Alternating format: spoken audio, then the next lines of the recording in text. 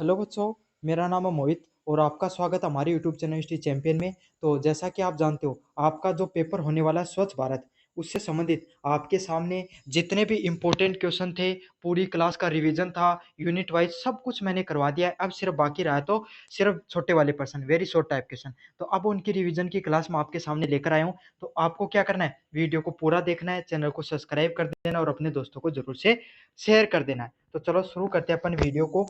इससे पहले अगर आपको पीडीएफ डाउनलोड करनी है तो टेलीग्राम में लिंक दे रखा है, वहां पर जाके पीडीएफ डाउनलोड कर सकते हो। दूसरी बात, और दूसरे वीडियो देखना चाहते हो क्योंकि इसी वीडियो को देखकर तो आप लगभग अच्छे अंक प्राप्त नहीं कर पाओगे पास होने लायक, तो आपको क्या करना है, आपको नीचे डिस्क्रिप्शन में लिंक दूंगा प्लेलिस्ट का, वहां से जाकर और दूसरे वीडियो देख लेना।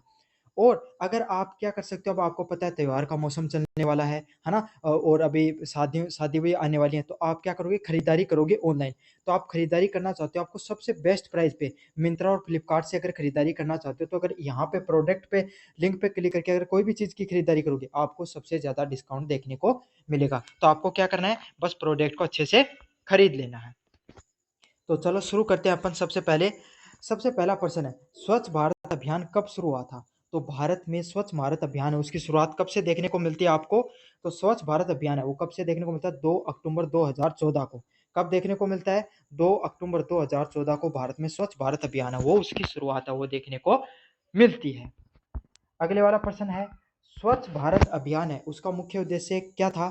तो भारत सबसे अलग अलग प्रकार के उद्देश्य थे। देखो, कचरे का कचरा है जो उसका अपशिष्ट तरीके से अपशिष्ट का प्रबंधन करना अच्छे से, लेकिन और तरल व जो आपके सामने जो सॉलिड वेस्ट है उसका क्या है, मैनेजमेंट करना, ये भी था। लेकिन उसमें एक सबसे महत्वपूर्ण जो आपके सामने जो उद्देश्य था वो क्या था, भारत को खुले से शौच मुक्त बनाना। उस समय भारत में लगभग 38% लोग हैं उन्हीं के पास शौचालय था और वो क्या करते थे, शौचालय का उपयोग करते थे। बाकी ग्रामीण भारत में खास करके क्या हुआ करता था, आपके सामने शौचालय नहीं थे, लोग खुले में शौच करने के लिए जाते थे 2014 में। तो नरेंद्र मोदी के द्वारा 2 अक्टूबर 2014 में क्या स्वच्छ भारत अभियान चालू किया गया और उसका प्रमुख उद्देश्य यही बनाया गया कि भारत को खुले से शौच मुक्त बनाना है। समझ में आ गया आपको?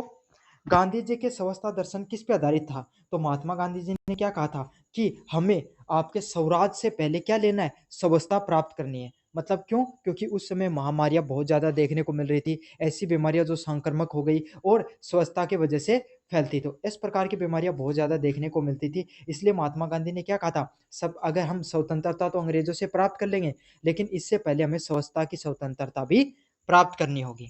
तो उन्होंने क्या कहा, स्वच्छता और स्वास्थ्य का सिद्धांत दिया था। उनका क्या मानना था, अगर कोई भी व्यक्ति है स्वच्छता के साथ रहेगा, उन्होंने 3 प्रकार की स्वच्छता बताई, व्यक्तिगत स्वच्छता, सामाजिक स्वच्छता और नैतिकता की स्वच्छता के नाम दिए। तो इससे क्या होगा, ये तीनों प्रकार की स्वच्छता अपना लेता है कोई भी व्यक्ति, तो वो क्या हो जाएगा, उसका जो शरीर है वो स्वास्थ्य है वो भी बहुत अच्छा रहेगा। अगले 4 नंबर प्रश्न की तरफ बढ़े, हाइजीन का क्या अर्थ होता है? तो उनके अनुसार आपके अनुसार हाइजीन का क्या अर्थ होता है? स्वास्थ्य और स्वच्छता बनाए रखना। इनका अर्थ ही क्या रहता है आपके सामने, हाइजीन का आपने सुना, देखो वो बड़ा अनहाइजीनिक बंदा है, ये सुना होगा ना आपने ये डायलॉग। इसका अर्थ क्या, वो बहुत गंदे तरीके से रहता है, शारीरिक स्वस्थता उसकी क्या है, बहुत अच्छी नहीं है। तो स्वास्थ्य और स्वच्छता को बनाए रखना क्या कहा जाता है, हाइजीन के नाम से जाना जाता है। अगले वाला प्रश्न है, सैनिटेशन का अर्थ क्या होता है?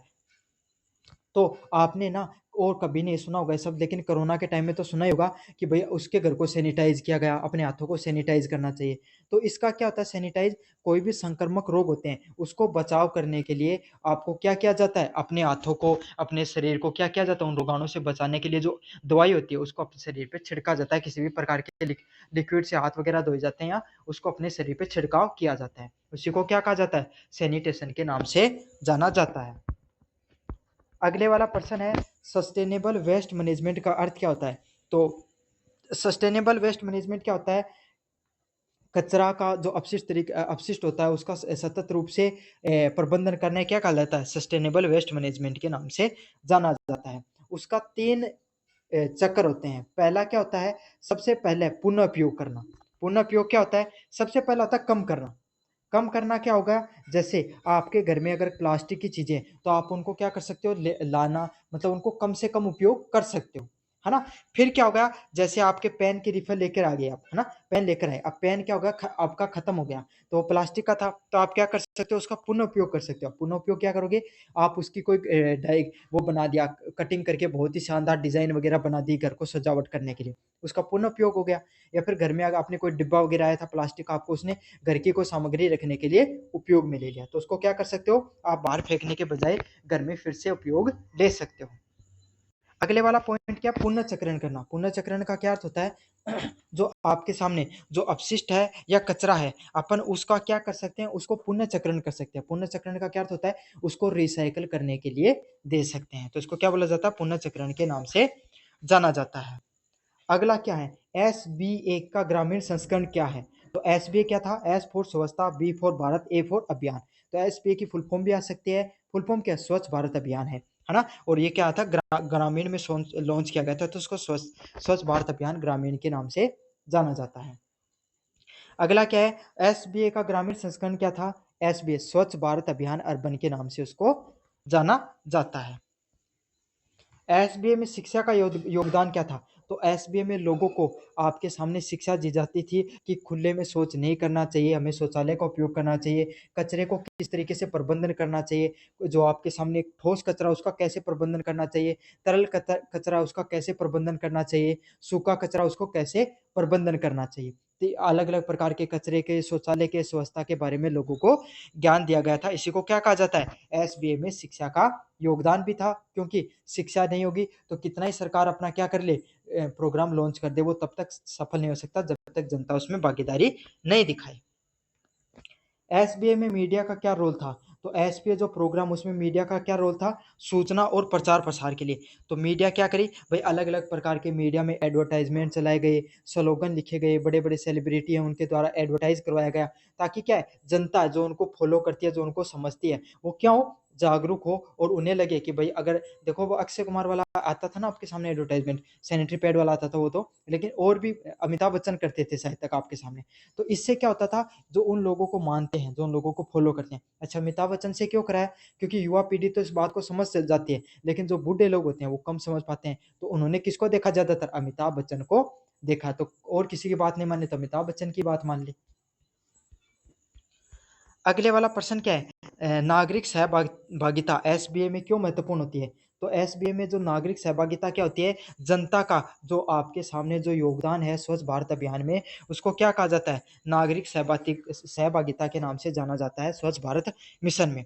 तो किसके लिए चाहिए, अभियान की सफलता के लिए, भाई हर नागरिक है वो इस अभियान में जुड़े, तन मन धन से अपना जुड़े, और इससे क्या हो, जितनी ज्यादा जनता जुड़ेगी उतना ही ज्यादा कोई भी मिशन है वो सफल हो पाता है, क्योंकि सरकार कितने भी प्रयास कर ले, कोई भी कार्यक्रम को पूर्णतः सफल नहीं कर सकती। सफल कब होगा, जब जनता उससे अपनी जुड़ाव दिखाती है।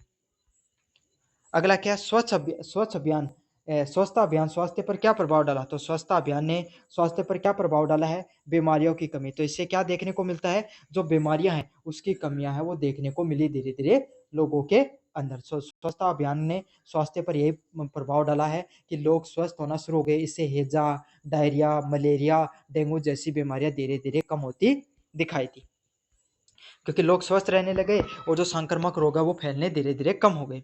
अगला क्या है, व्यक्तिगत योगदान क्यों आवश्यक होता है, तो हर व्यक्ति का जो समाज में बीमारियों को कम करने के लिए योगदान क्यों जरूरी होता है, स्वस्थ जीवन जीने के लिए। किस प्रकार का जीवन जीने के लिए, स्वस्थ जीवन जीने के लिए हर व्यक्ति का योगदान जरूरी होता है आपके सामने, कोई भी मिशन को सफल बनाने के लिए। अगला क्या, एसबीए स्वच्छ भारत अभियान में सरकारी नीतियां किसे रिपोर्ट करती थी, तो स्वच्छ भारत अभियान में जो रिपोर्ट है वो किसको सोची जाती थी, सौंपी जाती थी, सबसे नीचे स्तर पर, किसको, स्थानीय समुदाय और पंचायतों को। मतलब कुछ स्थानीय समुदाय में जो आपके सामने क्या बना रखे थे, जो देख रेख करते थे इस अभियान की, और उससे भी अगर ऊपर देखे तो पंचायत के जो सरपंच हुआ करता था, ग्राम सेवक होता था, उसको वो रिपोर्टें सौंपी जाती थी। ठीक है, अगले वाले प्रश्न की तरफ बढ़े अपन, स्वच्छता को स्थायी बनाना क्यों जरूरी है, तो स्वच्छता उसको भाई, ऐसा नहीं है कि अभियान चलाया इतने दिन के लिए स्वच्छता की, 2 अक्टूबर को स्वच्छ भारत का जो दिवस है उस दिन कर ली, ऐसा नहीं है। स्वच्छता हर दिन का कार्य है भाई, तो डेली ना हो ना, डेली साफ सफाई करोगे ना, तो अही स्वच्छता, सामुदायिक स्वच्छता भी जरूरी है। तो क्या है, सामुदायिक भागीदारी और व्यवहार में परिवर्तन। तो इसके क्या करना हो भाई, हर आदमी जागरूक होगा, हर आदमी स्वच्छता के लिए क्या होगा, प्रेरित होगा, तभी तो क्या होगा, जो समुदाय है वो आपके घर की साफ सफाई तो कर लोगे आप, लेकिन सामुदायिक जो साफ सफाई, अपने गलियारे की साफ सफाई हो गई, अपने गांव की साफ सफाई कैसे होगी? जब जनता है वो सारी की सारी उसमें भागीदारी दिखाएगी तब। अब अगले वाले पर्सन की तरफ बढ़े अपन, यूनिट नंबर सेकंड की तरफ। यूनिट नंबर फर्स्ट पूरी रिवाइज करा दिया मैंने। 2014 में शौचालय कवरेज कितना था? तो 2014 में कितने लोगों के पास सिर्फ शौचालय था? मात्र 38% लोगों के पास शौचालय था। कितने प्रतिशत लोगों के पास शौचालय था? मात्र 38% लोगों के पास शौचालय था।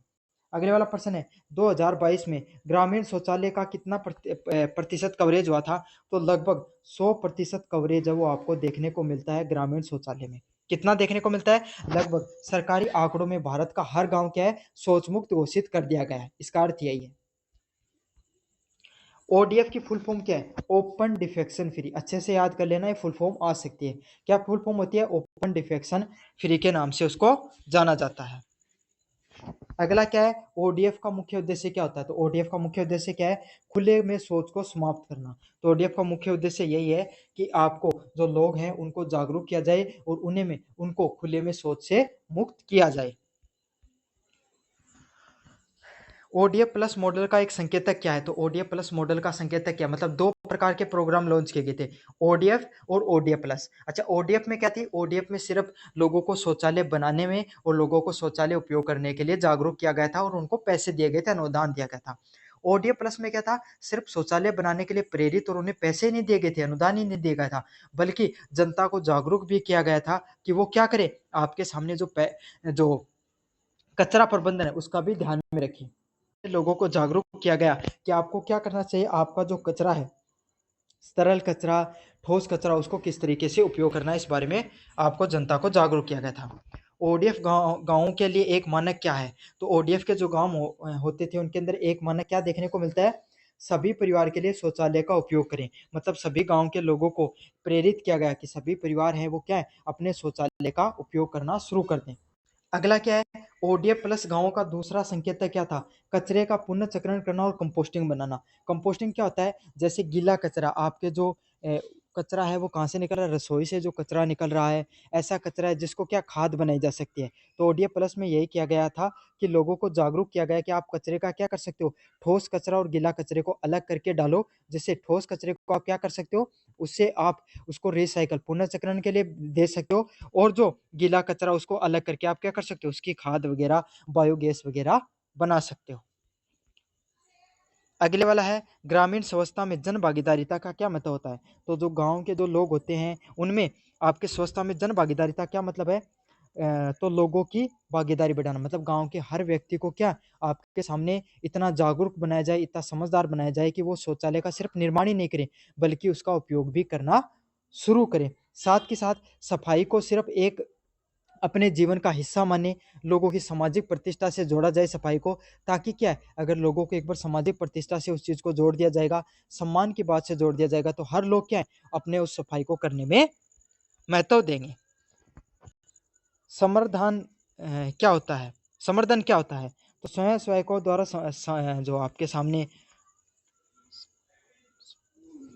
अगला क्या है? ग्रामीण क्षेत्रों में स्वच्छता कवरेज बढ़ाने का मुख्य तरीका क्या होता है? तो ग्रामीण क्षेत्रों में स्वच्छता को बढ़ाने का कौन सा तरीका अपनाएगा? सामुदायिक भागीदारी को कि सभी की सभी जनता है, जो आपके समुदाय के सभी लोग हैं, उनको जागरूक किया गया, उन्हें समझाया गया कि आपके सामने जो कितनी ज़रूरत है, ये बहुत ज़्यादा ज़रूरत है आपके गाँव में सफाई की। तो समुदाय है, गाँव के हर व्यक्ति को, गाँव के जागरूक व्यक्तियों को, या फिर हर गाँव या समाज में क्या कर दिया गया, जो लोगों की कमेटी बना दी गई, वो क्या स्वच्छता का ध्यान रखती थी। अगर कोई उसका अनुपालन नहीं करता था तो उस पे क्या कर दिया जाता था, जुर्माना तक लगाया जाता था। काफ़ी गाँव में ये चीज़ देखने को मिलती थी। एसबी स्वच्छ भारत मिशन के तहत शौचालय निर्माण किसे प्राथमिकता दी जाती है? तो आपको पता है भाई, शौचालय का निर्माण क्यों करना चाहिए? सबसे ज़्यादा क्या है भाई, पुरुष व्यक्ति है वो तो फिर भी अगर बाहर जा सकता है, उसको सुलभ है, लेकिन कोई छोटा बच्चा हो गया उसके लिए समस्या रहती है, महिला हो गई उसको सामाजिक सुरक्षा हो गई, सामाजिक सम्मान के लिए उसके लिए बाहर शौच में जाना एक बहुत ही गलत चीज के रूप में देखा जाता था, और उसको सुरक्षा भी नहीं रहती थी, हर समय डर रहता था। इसीलिए क्या है, महिलाओं के लिए और बच्चों के लिए जो स्वच्छ भारत मिशन में जो शौचालय बनाना उसकी प्राथमिकता दी गई थी। अगला क्या, ओडीएफ प्लस स्वास्थ्य में किसे फायदेमंद माना गया है? तो ओडीएफ प्लस में जो लोगों को स्वच्छता दी जाती है उसमें किसके लिए फायदेमंद होता है? संक्रमण और रोग कम करना। मतलब जनता है उसके जो संक्रमण है उसको कम किया जा सके और रोगों को कम किया जा सके। क्यों? कचरे का निस्तारीकरण अच्छे से कर लिया जाएगा, कचरे को अच्छे से निपटा लिया जाएगा। उसको क्या है, अगर वो आपके, अब एक बात होता है, आपने घर की सफाई तो कर ली लेकिन कचरा गली में फेंक दिया तो कोई मतलब निकला? आपके घर से सफाई होकर वो कचरा कहाँ बाहर चला गया। अब क्या है, वहां पर कुत्ते मुंह रोड़ेंगे, उसमें गायें वो उस कचरे को खाएंगी तो इधर उधर फैल जाएगा, दुर्गंध आने लग जाएगी। और क्या है, उससे जो मक्खियां बिन बनाकर आपके खाना वगैरह पे बैठ जाएंगी तो उससे भी बीमारियां फैलने के चांसेस रहते हैं। तो आपने क्या कर दी, बीमारी घर से निकाल कर बाहर फेंक दी। तो पहले तो आपका घर में लोग बीमार होते, अब बाहर के लोग भी उससे बीमार हो सकते हैं। पंचायत का क्या रोल था ग्रामीण स्वच्छता में? तो पंचायत का क्या रोल था ग्रामीणों की व्यवस्था करने में? निगरानी और संचालन का। मतलब पंचायतें क्या करती थी, लोगों किस स्तर पे साफ सफाई की जा रही है उसका निगरानी करने का और उसको चलाने का या संचालन करने का कार्य किसका था? ग्राम पंचायतों का था। लोग की स्वच्छता का ध्यान रखते हैं या नहीं रखते हैं, इन सब चीजों का ध्यान रखा जाता था। अगला क्या, कचरे का पृथक्करण क्यों जरूरी है? भाई कचरे को अलग करना क्यों जरूरी होता है? ताकि क्यों जरूरी होता है? ताकि उसको रिसाइकल किया जाए और पर्यावरण सुरक्षा का ध्यान रखा जाए। भाई अगर आपने क्या कर दिया, गीला कचरा और सूखा कचरा, मतलब प्लास्टिक, जो प्लास्टिक की कुर्सी थी आपकी टूटी हुई, उसमें आपने क्या कर दिया, आपका जो रसोई का कचरा है उसको मिलाकर घेर दिया, तो अब उसको रिसाइकल नहीं किया जा सकता। लेकिन आपने क्या किया, प्लास्टिक वाला कचरा अलग डाला और जो रसोई वाला कचरा है उसको अलग डाला है डस्टबिन में। तो अब क्या होगा, कोई रैक पिकर आएगा या रिसाइकल करने वाले उसको क्या है उठाकर लेके चले जाएंगे और उसका प्लास्टिक की कुर्सी का क्या उसका पुनर्चक्रण हो सकता है। अगला क्या है, एसबीए में परीक्षण का उद्देश्य क्या होता है? तो स्वच्छ भारत मिशन में जो सफाई कर्मचारी होंगे उनका परीक्षण भी किया जाता था, ग्रामीणों के व्यक्तियों को चुनकर भी उनका भी परीक्षण किया जाता था। उसका मुख्य उद्देश्य क्या था? ताकि सफाई कर्मचारी हैं और लोगों को सक्षम बनाया जाए उन्हें इस चीज के लिए कि वो क्या कर सके, कि वो साफ सफाई का ध्यान रख सके, क्योंकि भारत में काफी लोगों को सफाई के बारे में लोग परिचित भी नहीं थे, परीक्षण भी था नहीं था। सस्टेनेबल सैनिटेशन का क्या अर्थ होता है? तो सस्टेनेबल सैनिटेशन क्या होता है, दीर्घ काल तक स्वच्छता है उसकी व्यवस्था करके रखना, कि बहुत लंबे समय तक लोगों को क्या है आपके सामने मोटिवेट किया जाए, इस प्रकार से स्वच्छता उसका ध्यान रखा जाए कि लोग लंबे समय तक स्वच्छता का ध्यान रखें, उनकी सामाजिक प्रतिष्ठा से जोड़ा जाए, जुर्माना वगैरह लगाया जाए, उनके व्यवहार में बदलाव किया जाए ताकि लोग हैं वो स्वच्छता को अपने जीवन का हिस्सा मान लें। ठोस अपशिष्ट प्रबंधन का पहला कदम क्या होता है? तो जो ठोस कचरा होता है उसको प्रबंधन करने का पहला तरीका क्या होता है? कचरे का प्रबंधन करना। तो आपके सामने ठोस कचरा कौन सा होता है? प्लास्टिक हो गया, लोहा हो गया, ये कौन सा है? ये ठोस कचरे के नाम से उसको जाना जाता है। ठोस अपशिष्ट प्रबंधन का दूसरा कदम क्या होता है? तो पहला क्या, उस कचरे को अलग करना, दूसरा क्या, उसको रिसाइकल के लिए भेजना। तो दूसरा कदम क्या माना जाता है? पुनर्चक्रण, रिसाइकलिंग है उसको दूसरा कदम बोला जाता है। ठोस अपशिष्ट प्रबंधन का तीसरा कदम क्या है? कंपोस्टिंग करना। तो ठोस कचरे को अपना निपटान कर दिया, पहले उसको अलग किया, फिर आपने क्या किया, उसको रिसाइकल के भेज दिया। अब तीसरा कदम क्या है? गीला कचरा, उसको क्या कर सकते हो, खाद बना सकते हो, कंपोस्ट बना सकते हो। आपने क्या किया, घर के बाहर खड्डा बनाया, उसमें कचरे को इकट्ठा किया, उसको आपने किसी चीज से कवर कर दिया, फिर क्या हुआ, थोड़े दिनों बाद में मिट्टी से पैक, खड्डा भरने के बाद में उसको मिट्टी से आप क्या कर दो, पैक कर दो। थोड़ा समय निकलेगा या केचुआ वगैरह डाल दो तो वो उसको खाद बना देगा, और फिर अपनी बाड़ी वगैरह या घर में कहीं पे आपकी खेती करते हो वहां पर डाल दो, खाद की खाद बन जाएगी। अपशिष्ट जल प्रबंधन करने का एक तरीका क्या होता है? तो आपके सामने जो आपके जो घर में जल प्रबंधन करने का तरीका क्या होता है? जो सीवरेज होता है, समझ में आ गया, नाले का पानी हो गया या फिर जो आपके सामने जो सीवेज होता है उसका जो पानी होता है उसको क्या कर सकते हैं अपन, सीवरेज सीवेज ट्रीटमेंट प्लांट में क्या कर सकते हैं, उसको फिल्टर किया जा सकता है, उसको साफ किया जा सकता है, ताकि सिंचाई के लिए उपयोग में लिया जा सके या उद्योगों में उसका उपयोग में लिया जा सके, ताकि आपका जो भूजल है उसका स्तर ना गिरे, लोग भूजल की जगह उसको किस तरीके से यूज कर सकते हैं, एक अल्टरनेटिव रूप में यूज कर सकते हैं। अगला है गार्बेज फ्री सिटीज, कचरा मुक्त जो शहर हैं। स्वच्छ शहर का उद्देश्य क्या है कि शहरों को इस प्रकार से बनाया जाए, इस प्रकार से लोगों में घर घर से कचरे को निस्तारीकरण किया जाए, उठाया जाए, ताकि जो शहर है वो क्या है, एकदम कचरा मुक्त बन जाए। शहरी सतत स्वच्छता क्यों कठिन है? शहरों में स्वच्छता है वो पूर्ण रूप से लाना मुश्किल क्यों है भारत में? क्योंकि जनसंख्या बहुत ज़्यादा है। भारतीय भारतीय जो शहर हैं उनमें बहुत भारी जनसंख्या में लोग देखने को मिलते हैं। दूसरी बात है, उनको व्यवस्थित तरीके से बसाया भी नहीं गया है। झुग्गी झोपड़ी में जो लोग रहते हैं उनको स्वच्छता के बारे में इतना ज्ञान भी नहीं है। तो यही है, संरचनात्मक दबाव भी है और जनसंख्या का दबाव भी देखने को मिलता है। नागरिक सहभागिता शहरी स्वच्छता में क्यों जरूरी होती है? तो नागरिकों की सहभागिता क्यों जरूरी होती है आपके शहरी स्वच्छता में? ताकि स्थायी परिणाम सुनिश्चित करने के लिए, ताकि सभी लोग हैं वो क्या कर सके, सभी लोगों को एकदम परमानेंट है उस रूप से परिणाम मिल सके। 3R का फॉर्मूला क्या है? 3R का फॉर्मूला क्या है?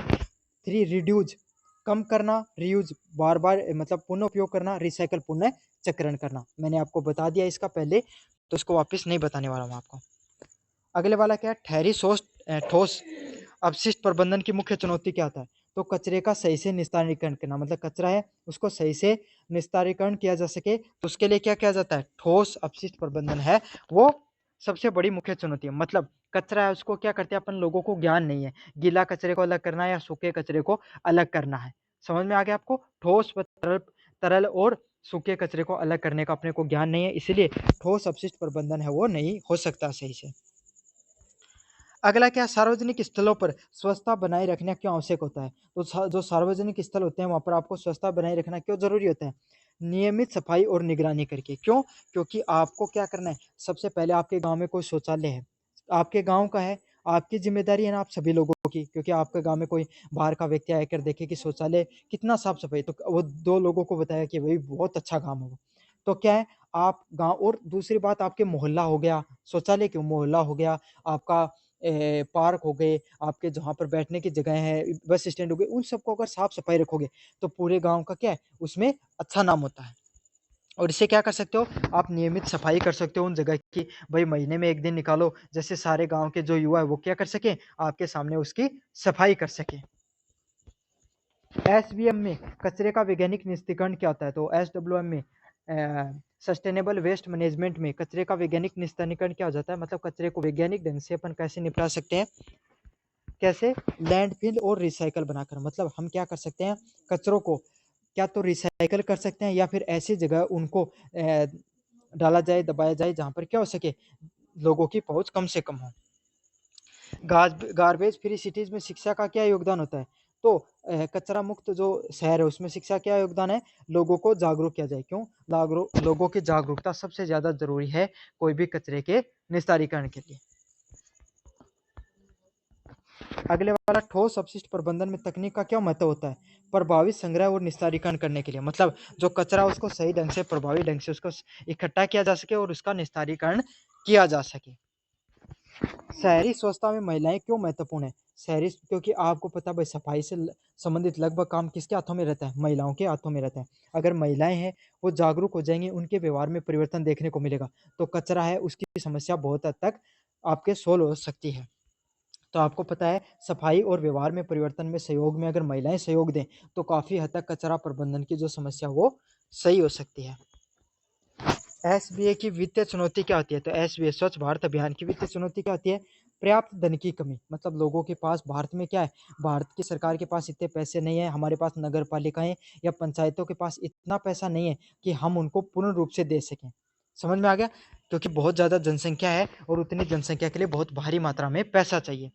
संचालन संबंधी एक समस्या क्या है? तो संचालन संबंधी एक समस्या क्या है? शौचालय का रख रखाव करना, सार्वजनिक शौचालय का, डस्टबिन है उनका रख रखाव करना, घर घर जो कचरा निस्तारण की गाड़ी आती है उसका रख रखाव करना। समुदाय भागीदारी क्यों जरूरी होती है? सभी लोगों की भागीदारी क्यों जरूरी है आपके सामने? क्यों? ताकि स्थायी स्वच्छता के लिए, मतलब सभी लोग हैं वो स्वच्छता है वो स्थायी रूप से बनी रहे, सभी लोग वो स्वच्छता में अपना योगदान दें। क्योंकि अगर सभी लोग जागरूक हो जाएंगे स्वच्छता करवाने में, तो इससे क्या होगा, स्वच्छता वो स्थायी रूप से बनी रहेगी। अगला क्या, निगरानी का क्या उद्देश्य है? भाई अगर आप लोग निगरानी करेंगे व्यवस्था हो रही है नहीं हो रही है समुदाय की, तो इससे क्या होगा, पारदर्शिता भी आएगी और प्रभावशालीता भी देखने को मिलेगी। मतलब लोग क्या है, जो ट्रांसपेरेंट रहेगा हर चीज और प्रभावशालीता भी देखने को मिलेगी। अगला वाला पॉइंट क्या, जन जागरूकता का क्या लाभ होता है? मतलब जनता को जागरूक किया जाता है उसका क्या लाभ होता है आपके सामने? लोगों को स्वच्छता की आदत पड़ना। मतलब जन जागरूकता, लोग जो जागरूक होते हैं इससे क्या हो जाती है, लोगों को स्वच्छता है उससे संबंधित आपके सामने आदत पड़ जाती है उस चीज की। समझ में आ गया? क्यों? अगर लोग व्यवहार, लोगों का सबसे जरूरी चीज क्या है, सरकार के द्वारा अभियान चालू कर सकती है, सरकार अनुदान कर सकती है। लेकिन अगर किसी व्यक्ति ने सोच लिया कि मैं कचरा बाहर ही फेंकूँगा, डस्टबिन में नहीं फेंकूँगा, तो उसका क्या किया जा सकता है? उसके व्यवहार में आपको बदलाव लाना ही होगा। अगला क्या है? शहरी और ग्रामीण क्षेत्रों में अंतर क्या है? शहरी क्षेत्र में क्या है? शहरी क्षेत्र में आपके सामने लोग जनसंख्या कम होती है, तो कचरा है उसका निस्तारीकरण बहुत आराम से किया जा सकता है। एसबीआई स्वच्छ भारत अभियान में परीक्षण क्यों जरूरी होता है? तो सफाई कर्मचारी और स्वयंसेवक होते हैं, उसका आपको परीक्षण जरूरी होता है। क्यों? भारत में जो सफाई कर्मचारी है वो जो है वो इतने ज्यादा परीक्षित नहीं है कि आज एक ही जो ठोस कचरा है, जो तरल कचरा, उसको अलग अलग किया जा सके। उसको वैज्ञानिक ढंग से अपन कैसे निस्तारीकरण कर सकते हैं, उसको कैसे निपटा सकते हैं, इसके बारे में लोगों को बिल्कुल भी ज्ञान नहीं है, सफाई कर्मचारियों को। सार्वजनिक स्वास्थ्य में एसबीआई का क्या योगदान है? सार्वजनिक स्वास्थ्य में संक्रमण रोगों की और रोगों की कमी में, मतलब जो संक्रमक और जो रोगों की में कमी के लिए आपके सामने स्वच्छ भारत मिशन की जरूरत होती है। स्वच्छ भारत अभियान में मीडिया का क्या रोल है? तो स्वच्छ भारत में मीडिया क्या रोल है? सूचना और जागरूकता को फैलाना, मतलब लोगों को जागरूक किया जाए, लोगों को सूचना दी जाए। इससे क्या हो जाती है? जब लोगों के पास सूचना पहुंचेगी मीडिया के माध्यम से, तो लोग जागरूक होंगे, और लोग जागरूक हो जाएंगे एक बार, तो स्वच्छता अपने आप धीरे धीरे फैलती चली जाएगी। संचालन संबंधी समस्या का समाधान कैसे किया जा सकता है? तो संचालन संबंधी समस्या का समाधान कैसे किया जा सकता है? सक्षम प्रशासन और निगरानी के लिए। तो आपको पता है भारत में अगर कोई भी अभियान लॉन्च किया जाता है, तो उसमें सबसे बड़ी कमी क्या आती है? जो सरकारी जो कर्मचारी होते हैं उसको अच्छे से नहीं करते हैं। उनकी नज़र क्या आती है? भ्रष्टाचार, उनको भ्रष्टाचार उसमें व्यापक रूप से देखने को मिलता है। तो यही है, अगर अच्छे से निगरानी की जाए और प्रशासनिक दृष्टि से अगर उस योजना को ढंग से लागू किया जाए, तो इससे क्या हो जाएगा? आपके सामने संचालन संबंधी समस्याएं हैं वो सही हो जाएंगी, और जो जिसके लिए जो अभियान बनाया गया था वो सफल हो जाएगा। वित्तीय समाधान संसाधन का स्थायी प्रावधान क्या होता है? तो शौचालय का निर्माण करना और रखरखाव के लिए क्या होता है? वित्तीय समाधान है, उसका स्थायी प्रभाव देखने को मिलता है। मतलब अगर आपके पास पैसा होगा, सरकार के पास नियमित रूप से पंचायतों को, नगर पालिकाओं को पैसे देगी, तो इससे क्या होगा? शौचालय का जो निर्माण है वो सिर्फ निर्माण ही नहीं होगा, बल्कि उसका रखरखाव भी सही ढंग से होगा। स्वच्छ भारत अभियान की सफलता में समुदाय की भागीदारी का उदाहरण दें। तो क्या होता है? स्वयं सेवकों द्वारा गांवों की सफाई करना, मतलब लोगों की भागीदारी क्या है? कि स्वयं सेवक बना दिए, हर गांव में 4-5 लोग, उनको ये जिम्मेदारी दी कि वो क्या है, महीने में एक बार या सप्ताह में एक बार क्या करें, समय निकाल कर गाँव, जो आपका घर है उनकी, जो समुदाय है गाँव की साफ सफाई करें। जन जागरूकता अभियान किस माध्यम से? मतलब लोगों को किस प्रकार से समझाया जा सके ताकि वो क्या जागरूक हो जाए सफाई के प्रति? तो किस किस माध्यम से समझा सकते हैं? रैलियों के माध्यम से, नुक्कड़ के माध्यम से, नाटक के माध्यम से, और सोशल मीडिया के माध्यम से हम जनता को क्या कर सकते हैं? जागरूक कर सकते हैं। स्वच्छ भारत मिशन में तकनीक नवाचार क्यों जरूरी होता है? तकनीक क्यों जरूरी है? कचरे के प्रबंधन करने में और निगरानी के सुधार करने में आपके सामने जो एसबीआई में तकनीक की जरूरत होती है। स्वच्छ संस्कृति को कैसे बनाया जाता है? तो स्वच्छ संस्कृति क्या होती है? नियमित व्यवहार में परिवर्तन करके और शिक्षा द्वारा अपन स्वच्छ शिक्षा बना सकते हैं। तो यह आपके सामने जो ये स्वच्छ भारत से संबंधित आपके सामने जितने छोटे वाले